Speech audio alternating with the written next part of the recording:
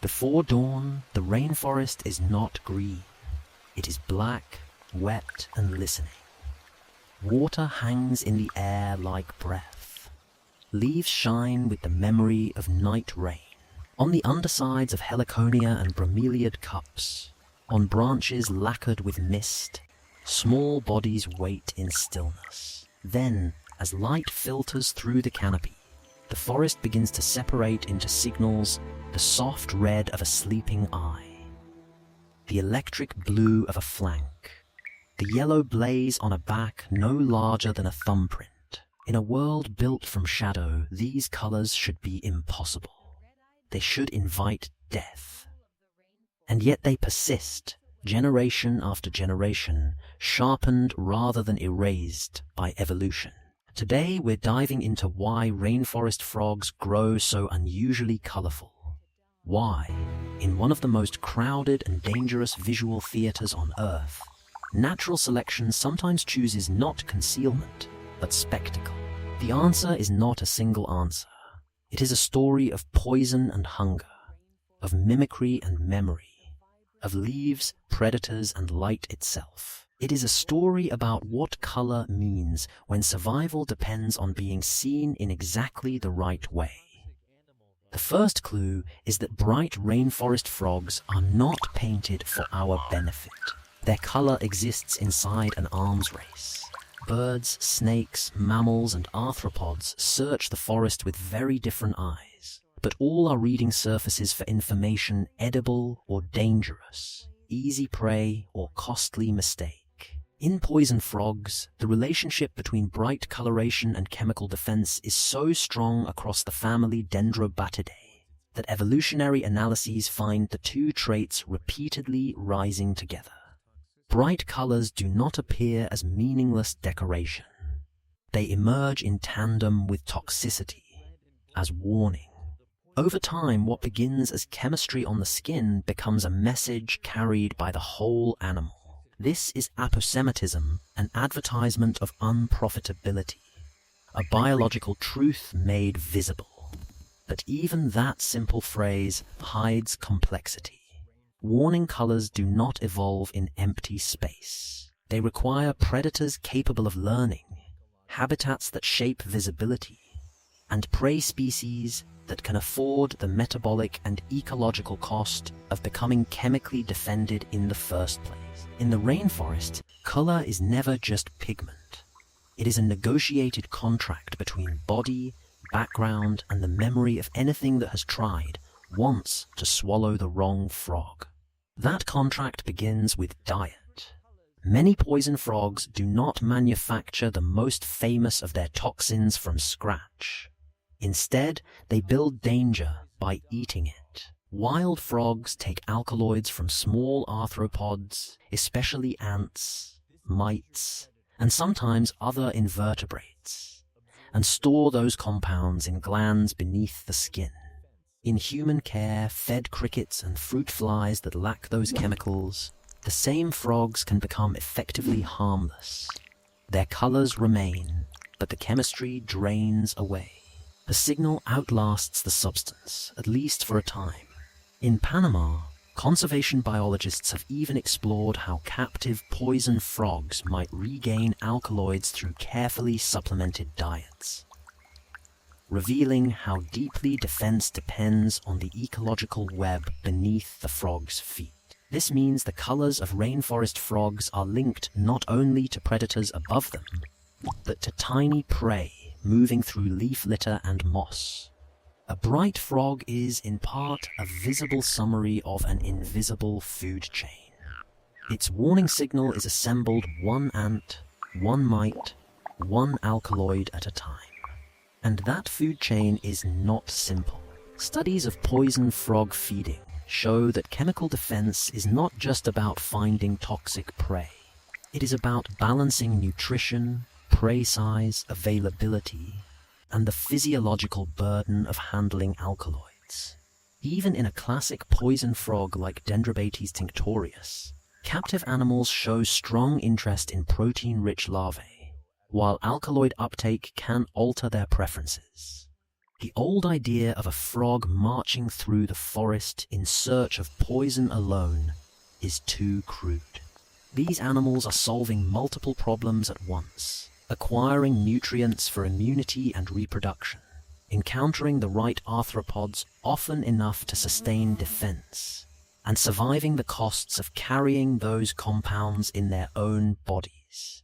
Across poison frogs, scientists now argue that diet by itself cannot explain every defended lineage. Some inconspicuous relatives also consume ants and mites, and some carry low levels of alkaloids without becoming flamboyant advertisements. That matters because it reveals color as the final outcome of a deeper evolutionary sequence. Exposure to toxins comes first. Resistance and retention mechanisms must exist or evolve. Only then can bright warning coloration become reliably worth the risk. The rainforest does not reward color cheaply. It demands supporting machinery all the way down. Once that machinery is in place, color can become astonishingly bold. Consider the strawberry poison frog Ufaga pumilio, scattered across Central American islands and mainland forests in a bewildering range of reds, blues, greens, oranges, and speckled combinations. At first glance, such variation seems almost extravagant, as though warning coloration should settle on one universally recognized design and remain there. But predators are local. Forests are local. Histories are local. Work on Ufaga pumilio suggests that bird predation can favor greater conspicuousness in some populations, yet local color differences cannot be reduced to predation alone. Toxicity, behavior, body size, mate choice, and the shifting history of predator communities all appear to interact. In some places, brighter frogs face stronger avian predation, yet may also benefit more from being memorable. In others, different combinations of color and behavior may be enough. What emerges is not a single perfect warning color, but a moving landscape of viable solutions. A poison frog's palette is shaped by the audience watching it, and that audience changes from island to island, valley to valley, stream to stream. Brightness here is not static symbolism. It is local adaptation written in living color. Sometimes color does more than warn. It binds species into mimicry rings, and can even begin to pull populations apart. In Peru, the mimic poison frog Ranitomea imitator has evolved distinct regional forms that resemble different local model species. These are not false advertisements in the classic Batesian sense. The frogs involved are toxic, and the resemblance appears to function as Mullerian mimicry, multiple defended species converging on shared warning signals that predators can learn more efficiently. But evolution rarely stops where we expect.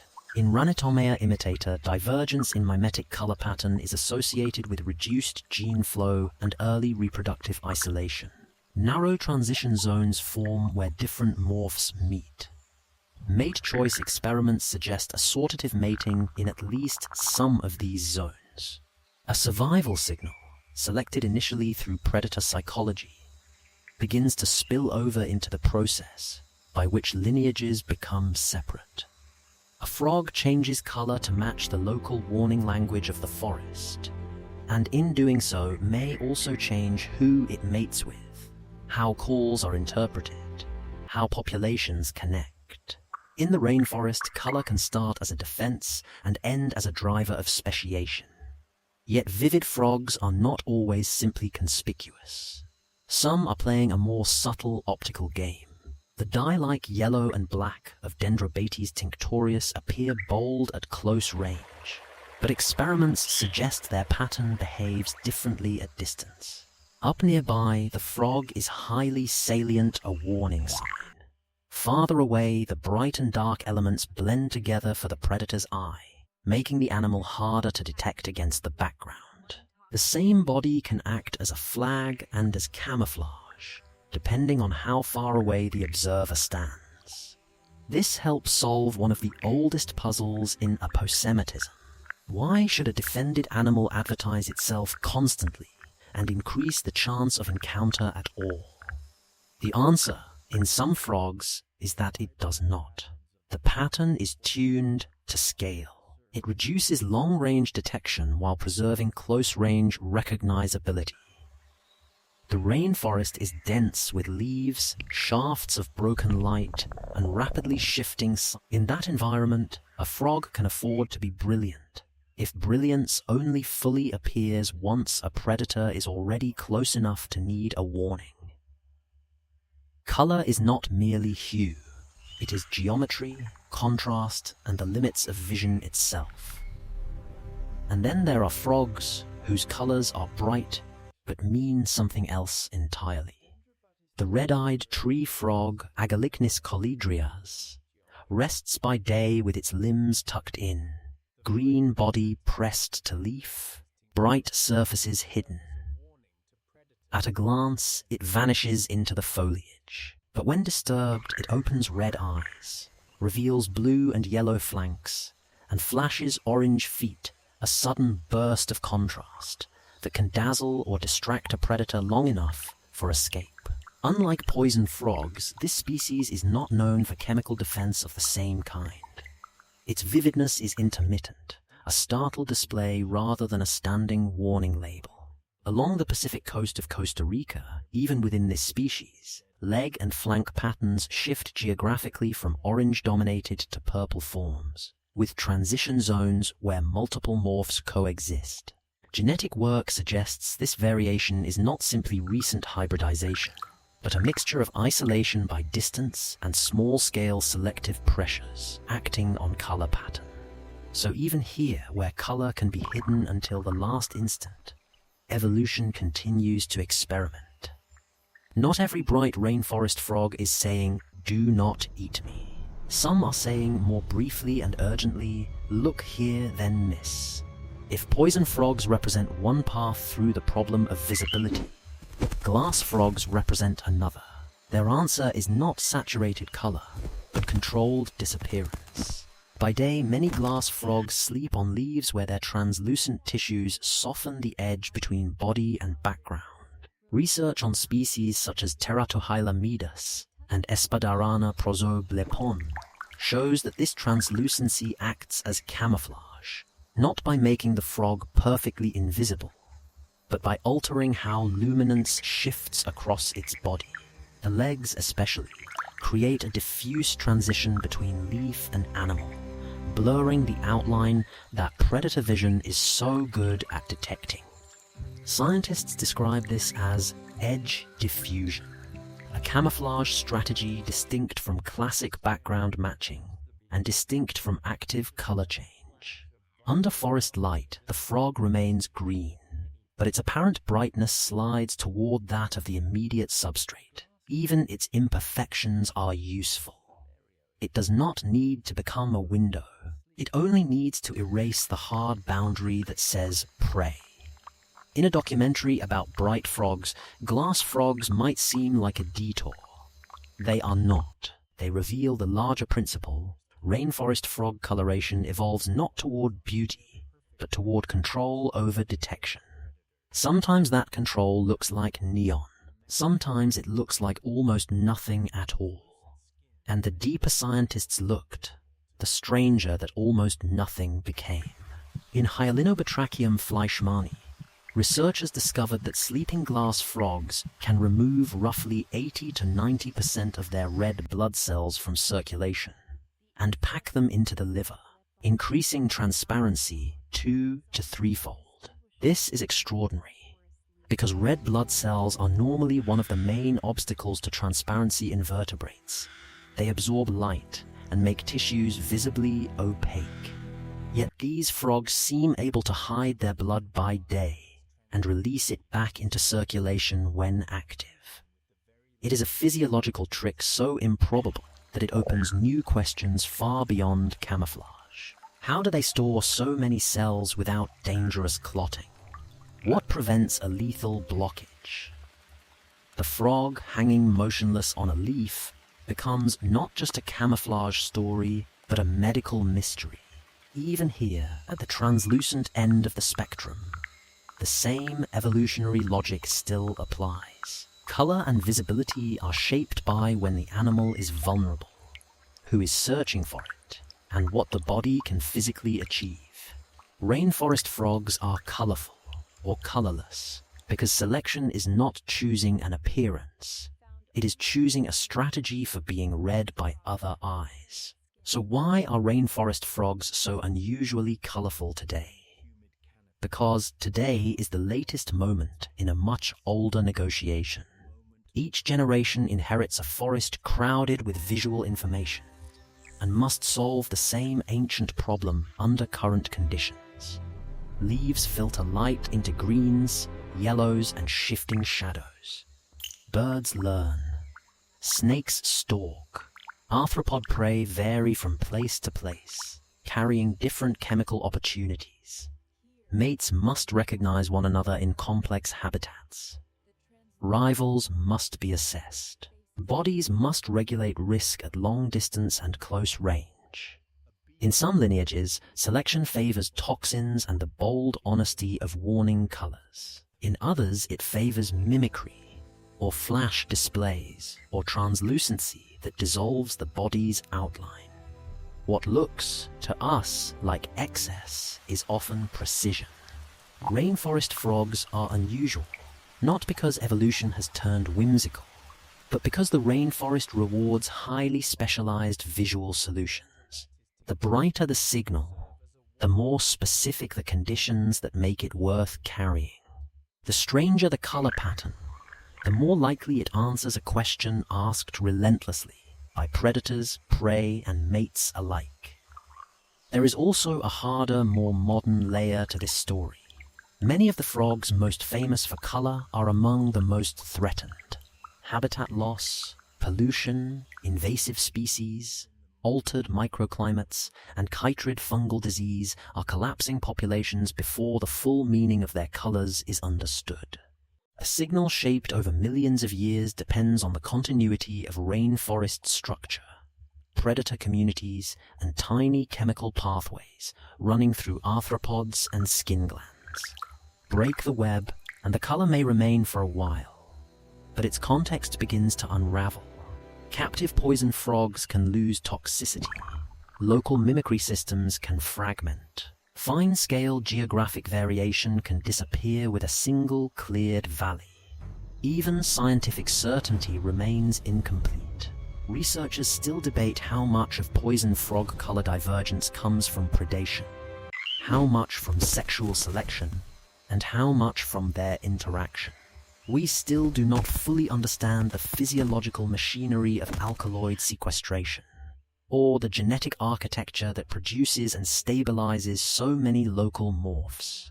In some species, we can describe the pattern more confidently than we can explain its origin. And that may be the most important thing these frogs reveal. However bright they are, they do not simplify the forest. They expose its depth. A yellowback can be a toxin warning assembled from mites. A red eye can be a hidden flare meant to interrupt an attack.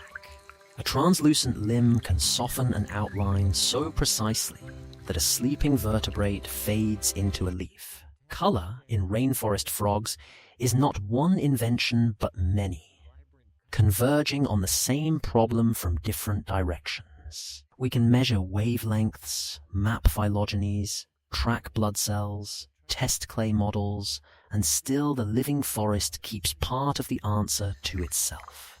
Somewhere under the canopy, another predator learns. Another frog is seen or not seen. Another local population drifts toward a pattern no one has named yet. The brilliance of these animals is not that they have been fully explained. It is that they show how much evolution can do with a small body, a dangerous world, and light falling through leaves. What we call color is only the surface of that story. Beneath it, the rainforest is still thinking.